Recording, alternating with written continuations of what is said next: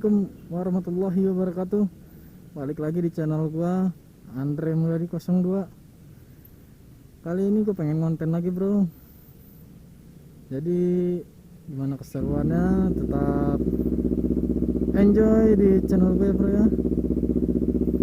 Kali ini gue pengen ngebahas alasan gue kenapa gue pengen belepotan lagi gue ngomong. Kali ini konten ini yang gue maksud, gue pengen bikin alasan gue kenapa gue ngambil Honda CBR 250RR ini. Jadi gimana isi kontennya? Ya mudah-mudahan isi kontennya bermanfaat lah untuk kalian ya, untuk orang-orang yang mencari referensi untuk rekomendasi motor-motor 2,5. Dan kenapa gua nggak ngambil R25 atau ngambil Ninja, kenapa gua ngambil CBR 250RR. Oke guys, nah jadi gua pengen cerita kenapa alasan gua ngambil Honda CBR 250RR ini, atau yang disebut dengan Baby RR. Karena CBR 250RR ini adalah anak-anakannya dari CBR 1000, CBR 600, CBR 500 dan yang lain-lain, makanya dia disebut Baby RR. Tapi karena yang motor gue tunggang ini nih, gue kasih nama Black, jadi namanya Baby Black. Nah jadi alasan gue ngambil motor ini karena dari segi tampilan dia lebih agresif ya, lebih agresif dan lebih sporty gitu. Jadi itulah alasan gue ngambil si Baby Black ini. Dan terus karena dulu waktu itu nih motor yang udah LED duluan ya, bukan duluan sih ya, emang udah futuristik lah ibaratnya gitu, udah bagus. Makanya gue ngambil ini, karena dulu gue ada dua opsi yang pengen gue ambil. Kenapa gue nggak ngambil Ninja atau R25? Karena kalau gue ngambil Ninja, di sini tuh Ninja FI itu udah terlalu banyak orang. Jadi gue pengen beda dari yang lain gitu. Jadi gue nggak mau sama orang lain gitu di daerah gue sini. Makanya gue ngambil si CBR ini. Terus kenapa gue nggak ngambil R25 juga? Karena R25 itu gimana ya? Dia dari segi performa itu kurang mumpuni gitu. Tapi kalau misalkan disuruh milih Ninja sama R25, gue lebih milih R25 karena gue lebih suka sama R25 yang old, tapi ya bukan yang baru. Karena R25 yang old itu tampilannya masih bagus lah dibanding yang terbaru sekarang ini. Malah lebih bagus R15 daripada R25. Nah terus alasan gue lagi ngambil ini yang tadi gue bilang dari segi performa ya, karena si CBR ini performanya itu ya paling bagus lah di atas kertas, sama on the road di atas jalanan itu udah terbukti dia. Makanya gua ngambil CBR 250RR ini. Dan kalau misalkan kayak Ninja atau R25 itu kan dia lampu sennya itu terpisah ya, dia ada lampunya itu di samping fairingnya dia, kayak R25 main Ninja. Nah kalau misalkan CBR ini tuh dia berbeda dia bro. Nah dia yang gue bilang gue lebih suka tuh beda dari yang lain. Nah si CBR ini tuh lampu sennya itu dia di DRL nya dia, di lampu senjanya itu yang bikin gue suka tuh, karena keren. Dari desain sporty, futuristik, cakep, performa mantap. Terus apalagi dia ini ada riding mode ini, dia dibagi ada 3 riding dah, 3 posisi, bukan 3 posisi riding, 3 performa ridingnya itu berbeda-beda. Dan ini yang kalau gue pakai ini mode standar nih ya, mode standar ini dia mode sport. Dia udah dari sananya tuh kayak begitu dia, mode sport. Dan kalau misalkan kita ubah, kita pencet tombol ini, tombol mode, itu dia berubah kayak begini. Gue pencet itu jadi sport plus, gue pencet lagi jadi comfort. terus gue pencet lagi jadi sport, ini mode normal. Nah kalau misalkan untuk harian ini tuh kita lebih baik jalan pakai mode sport aja, karena dia itu tenaganya itu pas di gimana ya ngejelasinnya, pasnya itu dia performa itu tarikannya dapat, dibawa santai enak, dibawa kenceng tuh enak. Tapi kalau misalkan mode comfort itu dipakai untuk mode santai.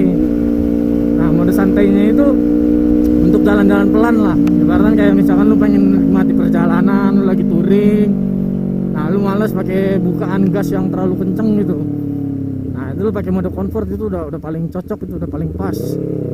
Nah terus kalau misalkan emang lu lagi di sirkuit nih atau lagi pengen speeding, nah itu lu pakai mode sport plus, itu mantep, itu kayak lu pakai apa namanya, gas spontan tuh gak? Nah ini bukaan gasnya ini dari si CBR ini itu bakalan ngejambak banget ya, jadi nah itu kenceng tuh, makanya itu lebih cocok untuk dipakai speeding. Dipakai speeding itu pakai mode sport plus itu udah paling jos lah. Nah kalau untuk mode standar kayak gini enaknya itu pakai mode sport, karena mode sport kayak gini tuh lebih stabil gitu, tenaganya nggak terlalu liar, nggak terlalu anteng juga gitu. Itulah alasan gua ngambil. Terus ada alasan lagi lain, dia itu kalau misalkan CBR ini itu dia semua udah full elektronik, alias sudah full modern lah ya, nggak kayak Ninja atau R25 itu masih pakai teknologi yang lama gitu. Kalau CBR ini tuh dia teknologinya teknologi yang terbaru semuanya. Jadi di kelas 2,5 itu ibaratnya yang paling mewah itu ya CBR 2,5, karena dia dilengkapi dengan sejumlah semua fitur yang ada. Nah fitur-fiturnya itu apa aja yang tadi yang gue sebutin, ada riding mode ya kan, terus dia ini di gasnya ini udah nggak pakai tali gas, dia throttle by wire. Nah throttle by wire itu apa? Throttle by wire itu dia penggunaan gasnya itu udah secara langsung sama ECU, jadi dia nggak perlu pakai tali gas lagi, dia itu udah terkontrol di situ. Plusnya di situ, jadi enak. Nah makanya motor ini tuh yang udah ada riding mode-nya, sedangkan kayak R25 atau Ninja itu dia nggak ada riding mode. Situ nilai plusnya. Dan ini motor gue ini kan motor lama nih ya, tahun 2019 lah, motor tua juga sih. Nah motor tua kayak begini aja performanya itu paling tinggi di kelasnya. Dia ini 38 horsepower apa 39 ya, gue lupa. Beda sama yang CBR 250RR yang tahun-tahun sekarang. Dia itu di atas kertas itu udah menyentuh 42 PS sekarang. Jadi performa itu lebih gila lagi.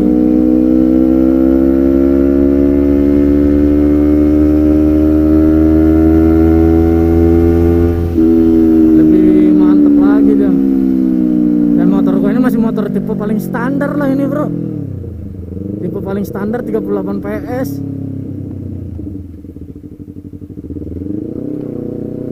Tapi ya masih oke lah, walaupun mode standar juga.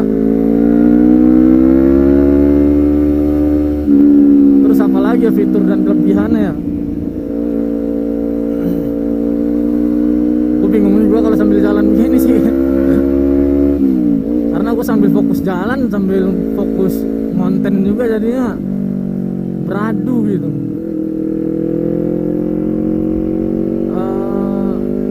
Oh iya, terus dari segi anak kunci dia juga berbeda deh bro.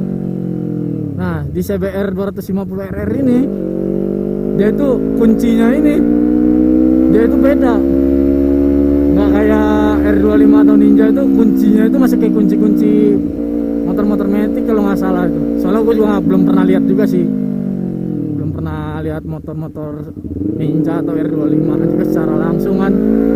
Cuman CBR ini dia kuncinya itu udah kayak kunci-kunci moge dia.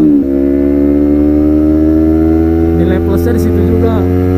Jadi kuncinya kelihatan mewah, motornya kelihatan kece, semuanya serba enak dan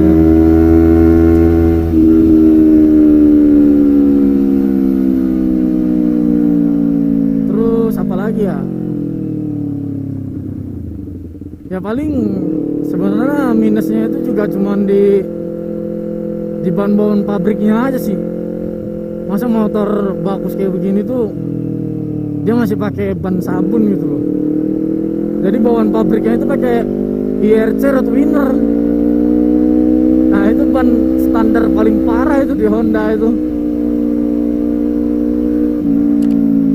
Seharusnya dikasih ban yang lebih mumpuni lah, bukan pakai ban sembarangan kayak begini loh. Cuman emang kalau kualitas awet, emang awet ban IRC ini, ban standar ini. Emang si pabrikan udah memikirkan hal yang matang gitu untuk kelayakan jalan semuanya. Cuman ya itu kurang safety atau gimana gitu kalau menurut gua ban IRC ini, karena udah banyak korbannya juga coy. Karena ban sabun ini bahaya banget. Oke bro, kita lanjut lagi. Dan paling sebenarnya minusnya itu cuman di bagian mesinnya aja nih. Mesinnya itu dia mesin paling panas di kelas 2,5 ya. Dia paling hot lah gitu. Jadi dibanding Yamaha R25 atau Kawasaki Ninja, mereka tuh mesinnya tuh masih adem gitu, masih aman lah. Dan dari segi perawatan juga kayaknya menurut gua dua merek sebelah itu, Kawasaki sama Yamaha, itu paling enak lah, paling ramah di kantong kalau menurut gua. Karena mereka tuh nyari-nyari spare part atau nyari-nyari barang-barang yang diperlukan untuk motornya itu mereka lebih gampang gitu dibanding Honda ini. Honda ini dia kelasnya pabrik besar, cuman susah gitu nyari barang-barangnya tuh serba inden coy, nggak ready dia. Tapi gue nggak tahu juga sih Yamaha itu atau Kawasaki itu mereka sama atau gimana, nggak tahu juga. Cuman kalau dari sudut pandang gue kayaknya dua merek sebelah itu lebih bagus gitu, lebih diperhatikan dia untuk spare part, untuk semuanya itu selalu ada gua rasa. Nah kayak gua waktu itu dulu gua pernah mau ganti filter udaranya CBR 250 RR ini, gua yang nyari di Honda Wing. Itu tuh indennya itu nggak tahu kapan datangnya, entah itu 3 bulan atau sebulan, itu gua nggak tahu juga lah. Nah jadi aduh, gue cari-cari kan ke bengkel-bengkel Honda yang lain baru tuh dapet. Karena kalau misalkan lu nungguin itu nggak bakalan dapet. Masa sekelas Honda aja nyari barang spare part aja susah banget, harus segala inden ya kan. Itulah minusnya di situ doang kalau menurut gua. Dan juga harga perawatannya itu sama harga-harga part-part modifnya itu juga lumayan mahal. Minusnya di situ aja sih kalau menurut gua. Makanya kalau misalkan lu pengen meminang motor kayak begini tuh, ya lu pada harus siapin budget lah yang bisa buat lu ngerawat motor ini gitu loh.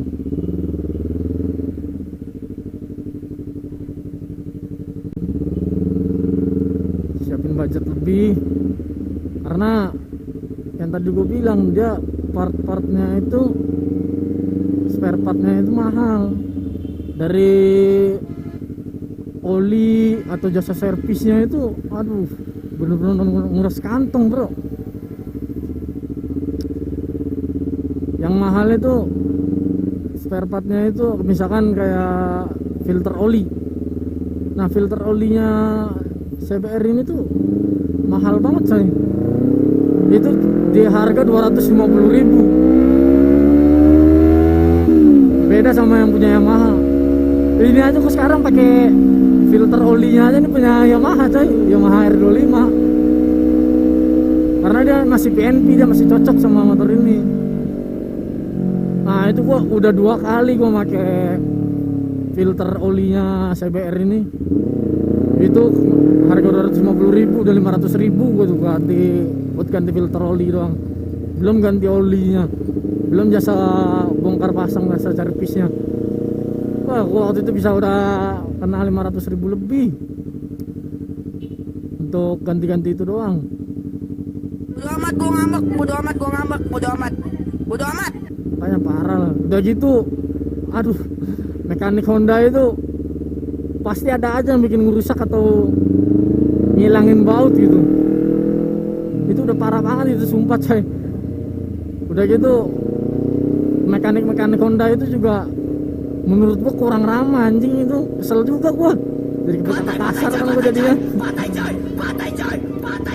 Jadi waktu itu gua pernah pas pertama gua servis juga kan, motor gua ini kan pakai winglet depan kan.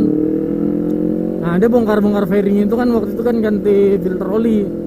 Kalau ganti filter oli itu kan otomatis kan harus dilepas itu fairing. Nah pas dilepas fairingnya itu dia lupa, karena di winglet itu kan ada baut. Nah dia asal paksa aja tuh, asal paksa buka pak, patah. Udah gitu dia nggak minta maaf, nggak ada pertanggungjawabannya juga. Di situ lah gua kesel lah. Nah pas terakhir gue jasa servis ini, gue ngelihat motor gue ini kan, gue kasih tauin kan apa-apa yang dibaut, apa-apa yang diinin gitu loh. Nah si mekaniknya ini kayak asu juga gitu loh. Dia bilang, mas jangan di sini mas, kalau misalkan kerja saya nggak bisa dilihat. Dia bilang, oh oke bang, gue cuma mau ngasih tauin doang, gue bilang gitu kan. Di sini tuh ada baut-baut ini, ada ini, ntar takutnya patah bang kayak sebelumnya gitu. Ya udah tenang aja katanya. Wih, gue kesel banget gue di situ kan. Tetep aja, tapi gue sesekali gue lihat-lihat juga kan motor gue di servis itu. Karena kalau enggak itu kadang mekanik itu ada yang curang juga coy, ada yang curang. Kita nggak tahu ntar apa yang dininin kan, tiba-tiba di perhitungannya jadi biayanya jadi lebih mahal gitu loh. Sebenarnya minusnya di situ aja sih, walaupun Honda itu bengkel besar banyak, cuman ya itu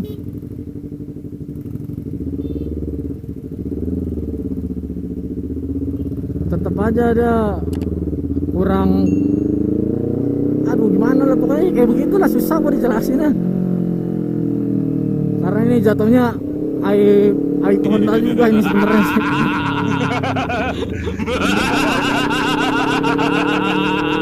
Di situ aja sih masalahnya.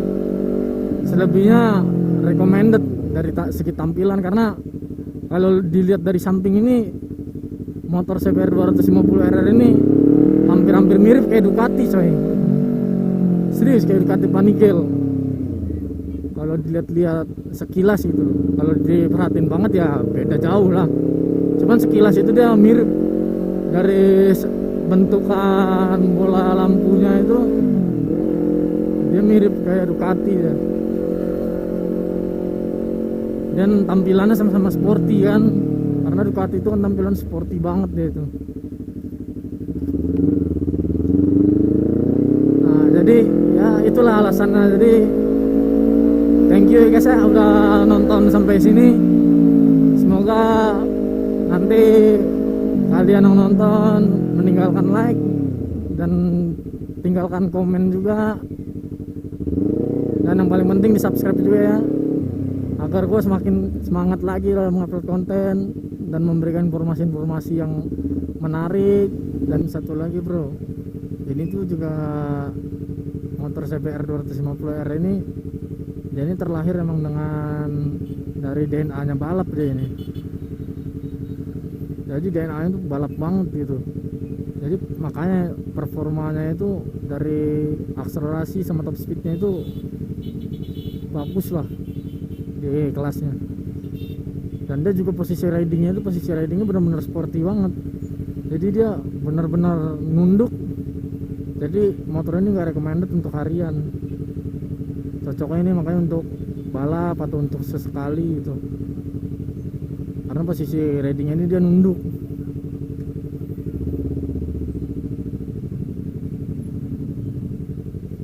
Oke guys, kayaknya sekian dulu videonya kali ini. Terima kasih untuk kalian yang udah nonton. Sampai berjumpa lagi di video-video selanjutnya. Thank you, bye bye.